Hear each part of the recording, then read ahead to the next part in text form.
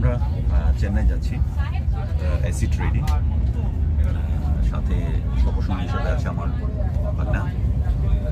আমরা দেখতে পাচ্ছি পাহাড়, কিছু লেক টেক আছে, এই লেকগুলো আছে, কিছু পাহাড় আছে দেখতে পাচ্ছি।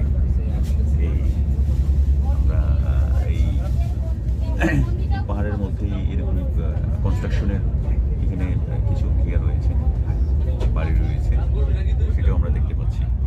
এই তো বড় বড় পাহাড়ও আছে, অন্যান্য ভিডিওতে রয়েছে এটা।